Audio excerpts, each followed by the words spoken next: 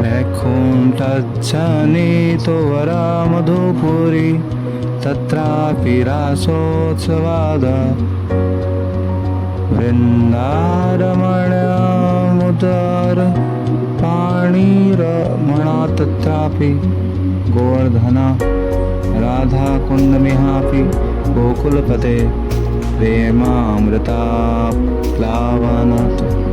कुर्यादस्य विराजतो गिरितटे सेवां विवेकिनः।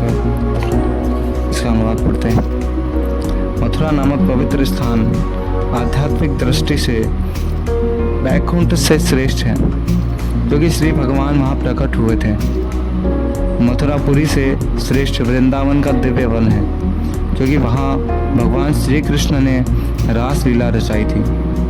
वृंदावन के वन से भी श्रेष्ठ गोवर्धन पर्वत है, क्योंकि इसे भगवान श्री कृष्ण ने अपने दिव्य हाथ से उठाया था और यह उनकी विविध प्रेममयी लीलाओं का स्थल रहा। और इन सबों में परम श्रेष्ठ श्री राधा कुंड है, क्योंकि यह गोकुल के स्वामी भगवान श्री कृष्ण के अमृतमय प्रेम से आप्लावित रहता है। तब भला ऐसा कौन बुद्धिमान व्यक्ति होगा जो गोवर्धन पर्वत की तलहटी पर स्थित दिव्य राधा कुंड की सेवा नहीं चाहेगा। इसका हम लोग तात्पर्य पढ़ेंगे। तात्पर्य है हमारे श्रीला प्रभुपाद के द्वारा। तो श्रीला प्रभुपाद की जय। आध्यात्मिक जगत वैकुंठ पूर्ण पुरुषोत्तम भगवान की संपूर्ण सृष्टि के 3/4 भाग में फैला है और यह सर्वाधिक उन्नत क्षेत्र है। आध्यात्मिक जगत स्वतः भौतिक जगत से श्रेष्ठ है, किंतु मथुरा तथा उसके निकटवर्ती क्षेत्र इस भौतिक जगत में होते हुए भी आध्यात्मिक जगत वैकुंठ से श्रेष्ठ माने जाते हैं, क्योंकि मथुरा में साक्षात भगवान स्वयं प्रकट हुए थे। वृंदावन के भीतरी जंगल मथुरा से श्रेष्ठ माने जाते हैं, क्योंकि इनमें ऐसे 12 वन 12 वन है, जैसे तालवन, मधुवन, बहुलावन इत्यादि, जो भगवान की विविध लीलाओं के लिए प्रसिद्ध है। इस प्रकार वृंदावन का आंतरिक वन मथुरा से श्रेष्ठ माना जाता है, किंतु इन वनों से भी श्रेष्ठ गोवर्धन पर्वत है, क्योंकि भगवान श्री कृष्ण ने इसे देवताओं के राजा इंद्र द्वारा क्रुद्ध होकर की गई मूसलाधार वर्षा से अपने संगी ब्रजवासियों की रक्षा करने के लिए अपने कमल सदृश सुंदर हाथ से छाते की भांति उठा लिया था। गोवर्धन पर्वत पर ही भगवान श्री कृष्ण अपने गोप मित्रों के साथ गाय चराते थे और वहीं पर वे अपनी प्रियतमा श्री राधा से मिला करते थे और उसके साथ प्रेममयी लीला करते थे।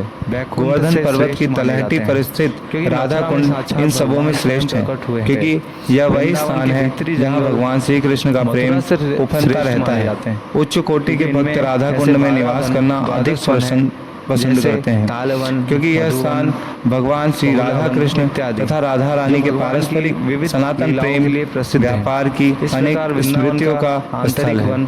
श्री चैतन्य चरितामृत मध्य लीला में कहा गया है कि जब चैतन्य महाप्रभु ने सर्वप्रथम वृंदावन भूमि के दर्शन किए तो वे आरंभ में राधा कुंड के स्थान का पता नहीं लगा पाए। इसका अर्थ यह है कि श्री चैतन्य महाप्रभु वास्तव में राधा कुंड के सही स्थान की खोज में थे। अंत में उन्हें वह पवित्र स्थान मिल गया जहाँ पर एक छोटा सा तालाब था। उन्होंने उस छोटे से तालाब में स्नान किया, गाय चराते अपने भक्तों को बताया कि यही वास्तव में राधा कुंड है। बाद में भगवान श्री चैतन्य ने चैतन्य के भक्तों द्वारा तालाब की खुदाई की। गोवर्धन पर्वत की तलहटी जिनमें 6 गोस्वामी यथारूप इन सबों में श्रेष्ठ हैं, क्योंकि श्री रघुनाथ दास आदि प्रमुख थे। श्री कृष्ण का प्रेम इस समय वहाँ पर राधा कुंड नाम से एक विशाल सरोवर कुंड में निवास श्री रूप गोस्वामी ने राधा कुंड को अत्यधिक महत्व प्रदान किया है, क्योंकि श्री चैतन्य महाप्रभु इसे खोज निकालना चाहते हैं। तब ऐसा कौन होगा जो राधा कुंड को छोड़कर अन्यत्र निवास करना चाहेगा। दिव्य बुद्धि से युक्त कोई भी व्यक्ति ऐसा करना नहीं चाहेगा। लेकिन राधा कुंड के महत्व को न तो अन्य वैष्णव संप्रदाय वाले समझ सकते हैं और न ही भगवान श्री चैतन्य महाप्रभु की भक्ति में अरुचि रखने वाले लोग ही राधा कुंड के आध्यात्मिक महत्व तथा उसके दिव्य उन्हें प्रकृति को समझ मिल गया।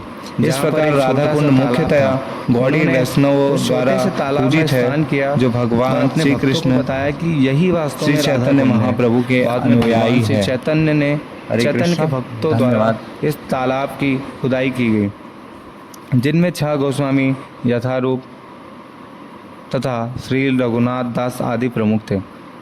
इस समय वहाँ पर राधा कुंड नाम से एक विशाल सरोवर है। श्रील रूप गोस्वामी ने राधा कुंड को अत्यधिक महत्व प्रदान किया है, क्योंकि श्री चैतन्य महाप्रभु इसे खोज निकालना चाहते थे। तब ऐसा कौन होगा जो राधा कुंड को छोड़कर अन्यत्र निवास करना चाहेगा? दिव्य बुद्धि से युक्त कोई भी व्यक्ति ऐसा करना नहीं चाहेगा। लेकिन राधा कुंड के महत्व को न तो अन्य वैष्णव संप्रदाय वाले समझ सकते हैं और ना ही भगवान श्री चैतन्य महाप्रभु की भक्ति में अरुचि रखने वाले लोग ही राधा कुंड के आध्यात्मिक महत्व तथा उसके